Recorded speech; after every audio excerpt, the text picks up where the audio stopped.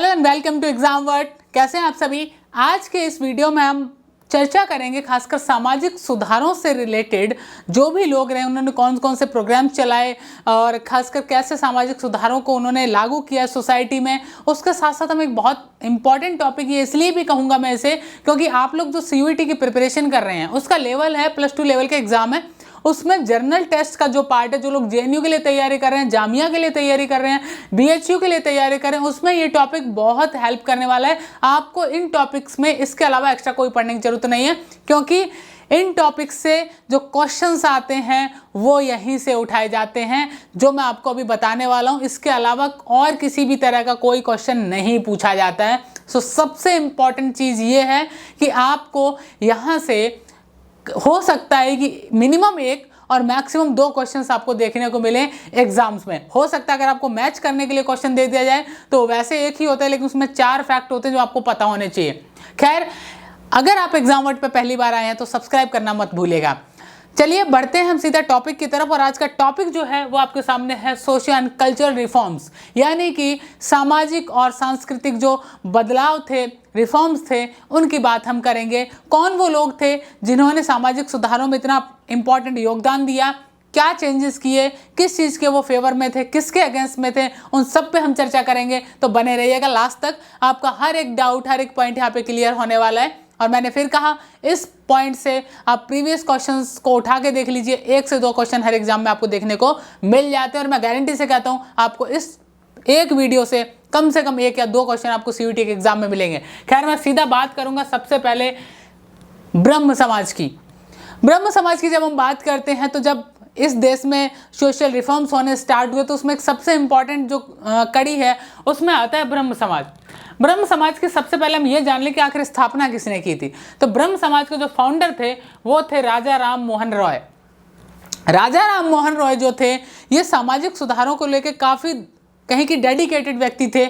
इन्होंने बहुत सारी चीज़ें जो थी कि समाज में इन्हें लग रही थी कि नहीं होना चाहिए। एजुकेशन को लेके इनका काफ़ी एक पॉजिटिव माइंडसेट था। खासकर वेस्टर्न एजुकेशन को लेके इनका एक माइंड रहता था कि कम से कम लोगों को ना केवल जो हमारा इंडिया का पुराना एजुकेशन सिस्टम था उससे बल्कि वेस्टर्न एजुकेशन से भी जोड़ा जाए, ये उस दौर में ये सोचते थे। और इन्होंने आपको बताएं जो इस ब्रह्म समाज के जो स्टैब्लिशमेंट है, फाउंडेशन जो ईयर है वो क्या था 1828।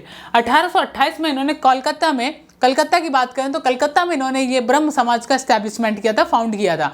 पॉइंट ये है कि आखिर जो राजा राम मोहन रॉय थे ये किस तरह से सामाजिक बदलाव की बयार लेके आए। तो इन्होंने सबसे पहला जो चेंज किया वो किया एजुकेशन को लेके। इन्होंने कॉलेज का जो फाउंडेशन वो रखा कोलकाता में। उसके अलावा दूसरा जो मैंने आपको बताया ये पक्षधर थे कि खासकर वेस्टर्न जो एजुकेशन है उसके लिए भी इनका एक अपना पॉइंट था कि कहीं ना कहीं स्टूडेंट्स को उसके लिए भी तैयार किया जाना चाहिए। तो सबसे इंपॉर्टेंट जो है वो यहाँ पे था इनका ब्रह्म समाज के फाउंडर कौन थे, ये आपके लिए सबसे इंपॉर्टेंट, इसको आपको ध्यान में रखना होगा। अगला आता है हमारा, ये आता है प्रार्थना समाज। प्रार्थना समाज की जब हम बात करते हैं तो प्रार्थना समाज के जो फाउंडर हैं वो कोई अकेले, कई बार हम क्या गलती करते हैं कि केवल जो महादेव गोविंद रानाडे थे उनको मान बैठते हैं, लेकिन ऐसा नहीं था। जो प्रार्थना समाज है उसके एक फाउंडर नहीं 2 फाउंडर हैं। कौन कौन थे? एक तो महादेव गोविंद रानाडे थे और दूसरे इनके जो साथ थे वो थे डॉक्टर आत्माराम पांडुरंग। ठीक है, डॉक्टर आत्माराम पांडुरंग और महादेव गोविंद जो रानाडे थे, इन दोनों ने मिलकर जो आपका प्रार्थना समाज है उसको फाउंड किया था। तो आपका जो क्वेश्चन बनता है वो किस तरह से बनता है कि who is the founder of प्रार्थना समाज। आपको 4 ऑप्शन दिए होंगे या फिर आपसे who is the founder of ब्रह्म समाज, वहां से आपको ऑप्शन दिए होंगे। खैर, आगे बढ़ता हूं मैं। प्रार्थना समाज का जो स्टैब्लिशमेंट ईयर है वो 1871 है, 1871 है।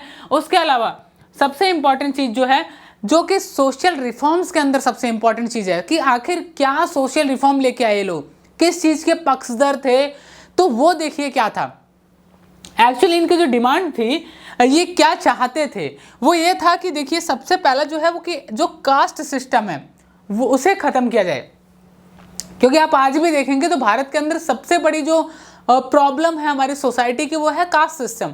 लेकिन ये लोग उस दौर में भी ये सोचते थे कि इंडिया में कास्ट सिस्टम जो है वो खत्म होना चाहिए।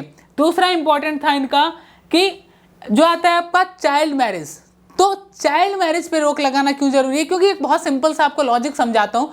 अगर हम देखें भारत के बहुत सारे ऐसे राज्य हैं, राजस्थान की बात करें, चाहे उत्तर प्रदेश की बात करें, मध्य प्रदेश की बात करें, किसी भी स्टेट की बात करें, आज भी कहीं ना कहीं, कहीं कम कहीं ज़्यादा आपको चाइल्ड मैरिज देखने को मिल जाती है। अब आप सिंपल सा लॉजिक देखिए, कई जगह तो ऐसा है कि बालक जन्मता है, उसे गोदी में लेके और उनकी मैरिज करवा दी जाती है। राजस्थान का एक जैसलमेर के आसपास मैंने खुद ही एक इंसिडेंट देखा था, जहाँ पे बच्चे को मतलब क्या बताएं कि गोदी में लिया हुआ है और उसका मैरिज करवा दिया गया। वो बाद में पता लगा था तो उसे रुकवा दिया गया था।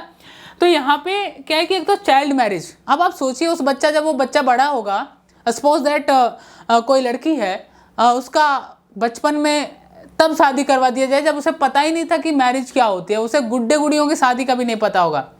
जब वो बड़ी होगी, हो सकता है कि वो लड़का जो रहा हो वो शायद उतना एलिजिबल ना बन पाया हो जितना वो लड़की बन गई, तो कैसे पॉसिबल है कि उसके साथ कंटिन्यू कर पाएगी अपना आने वाला लाइफ। सो बहुत सारे उसके डिसएडवांटेजेस हैं, और ये लोग उस दौर में चाहते थे कि कम से कम जो चाइल्ड मैरिज है उस पर भी रोक लगना चाहिए, उससे रुकना चाहिए। उसके बाद एक जो सबसे इम्पॉर्टेंट था इनका थॉट, वो था कि educate the woman and re marriage of widows. जो महिलाएं हैं उनको एजुकेट किया जाए, उनको पढ़ाया जाए, ताकि एक तो सबसे बड़ा महिलाओं के पढ़ाने से कहा जाता है ना कि 2 कुल सुधर जाते हैं, वो आज भी कहा जाता है।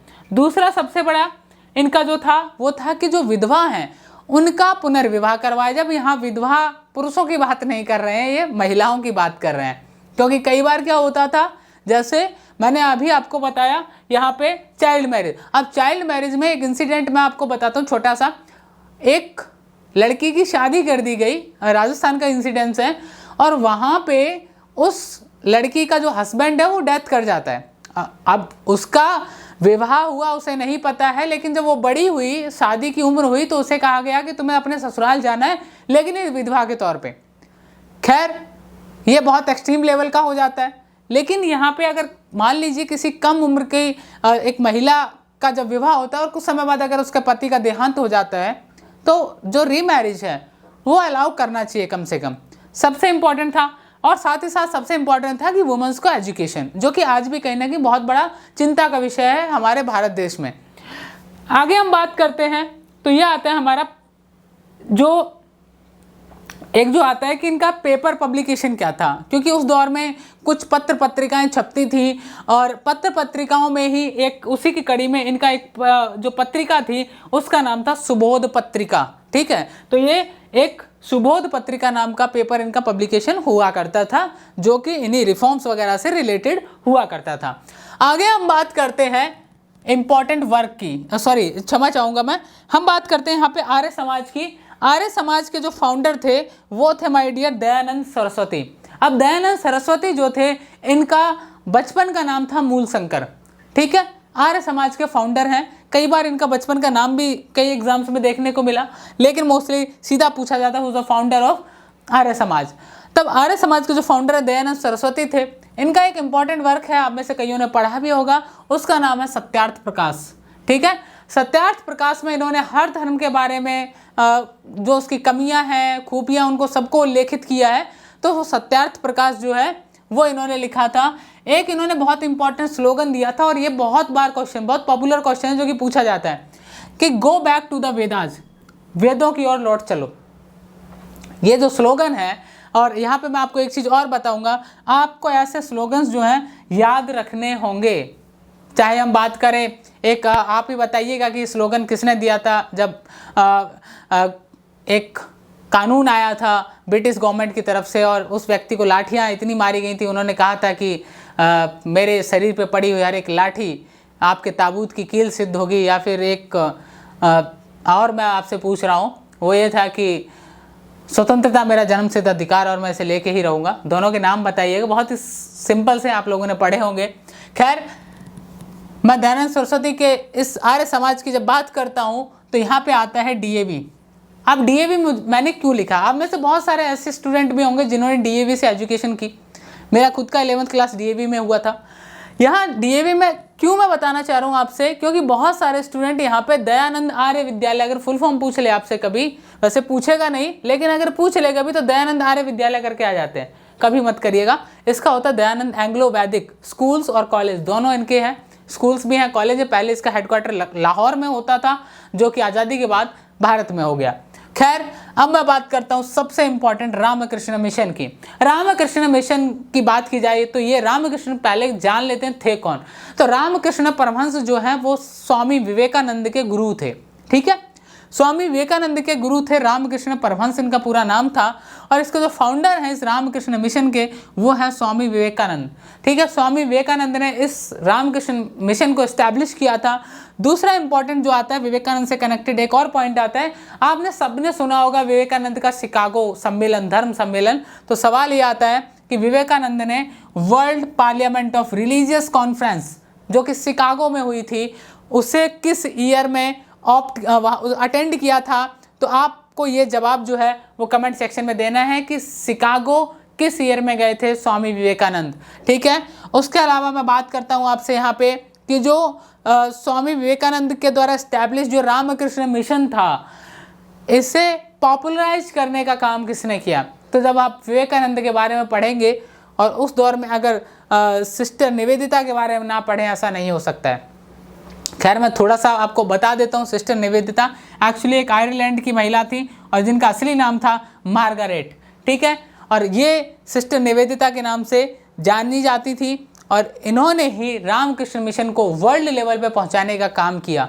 तो यहाँ आज के इस वीडियो से आपको मिलते हैं लगभग 5 ऐसे क्वेश्चंस जहाँ से आपको 1 या 2 क्वेश्चन देखने को मिलेंगे एग्जाम में 100%। सो इस वीडियो को अपने दोस्तों तक शेयर करें। आपको बहुत ही कम कंटेंट में वो सारे पॉइंट्स मैंने समझाने की कोशिश की जिसके लिए आपको घंटों भर वीडियो देखने पड़ते हैं। बहुत बड़ी जो कहते हैं कि पेज पलट पलट के पढ़ना है कि हाँ विवेकानंद ने ये किया, इतना नहीं पढ़ना है, क्योंकि आपके जो एग्जाम्स जस्ट 12th बेस्ड हैं और जनरल टेस्ट वाला उसका तो देखो बात ही छोड़ो, ठीक है। So don't worry about it, don't worry about the exam. और मैं हमेशा से एक चीज़ कहता रहा हूँ, कुछ करने से पहले डरो मत। If you want to crack the exam then definitely you can crack it.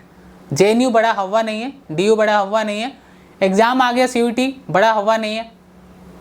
बस एक चीज़ को नहीं छोड़ना है, वो है अपने अंदर की हिम्मत, उसको नहीं कम होने देना है।